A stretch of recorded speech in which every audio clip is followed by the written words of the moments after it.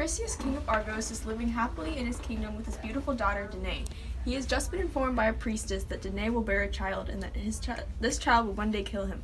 Acrisius would not let this happen, so he locked Danae away in an underground chamber. Though she is underground, it does not stop others from getting in. Oh, Father, why must it be this way? Do you really believe that foolish man? If you really loved me, you would not have me caged. You would let me raise my son. The king does not reply. Danae soon has an unexpected visit from Zeus.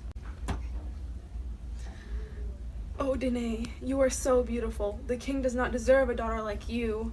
What a fool. Zeus seduces Danae, and soon she bears a child. His name is Perseus. The king has become aware of this news and is furious. He locks Danae and her newborn in a chest and casts them out to sea. My sweet baby boy, I wish it was not this way. I will protect you the best I can. Poseidon, god of the sea, notices the helpless mother and child. He calms the waves for them. Danae and Perseus soon land on an island called Cephus. A fisherman named Dictys found the two and brought them to his home. Perseus grew up to be a fine young man. The king of the island, Polydectes, grew very fond of Danae. He wanted her to himself, but he believed that Perseus was an obstacle. He wanted somehow to get rid of him. Perseus, you appear to be a strong man. I have a challenge I'd like to propose to you. And what might that be, Polydectes? I challenge you to find Medusa and return to the island with your head, only if you think you are capable. Polydectes did not believe he was capable of the task. It sounds like a great task. I will be back in no time. Perseus set out onto his journey. The gods beloved Perseus and wanted to help him along his travels. Perseus was given a sword by Hermes and a cap for invisibility from Hades. He soon found her lying in a cave.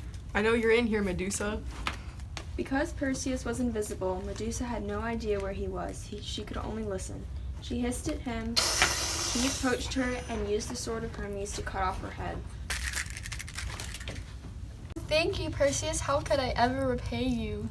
Your love is all I ever need, you beautiful Andromeda. Perseus began his journey back home to the island. On the way, he encountered a beautiful maiden named Andromeda. She was chained to rocks, and soon a sea monster would eat her. Help, help, someone, please help me. Perseus fell in love with the maiden as soon as he laid eyes on her.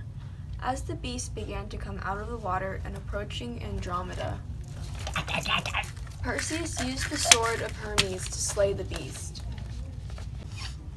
The two headed back to the island of Cephus. When they arrived, Perseus found that Polydectes was still trying to pursue his mother. With the head of Medusa, Perseus used it to turn Polydectes into stone.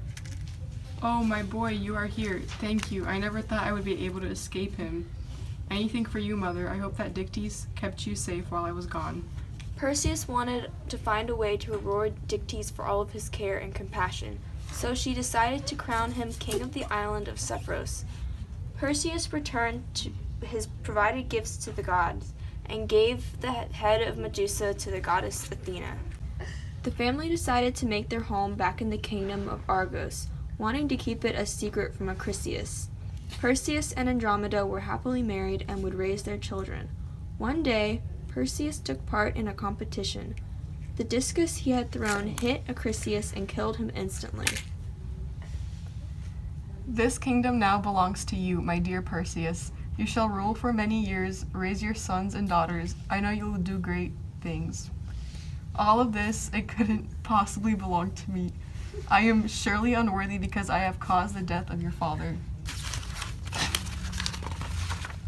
Perseus decided to give away his kingdom to Megapithys in exchange for Tyrannus. There he would raise his children with Andromeda. They lived happily with their sons and daughters. The end.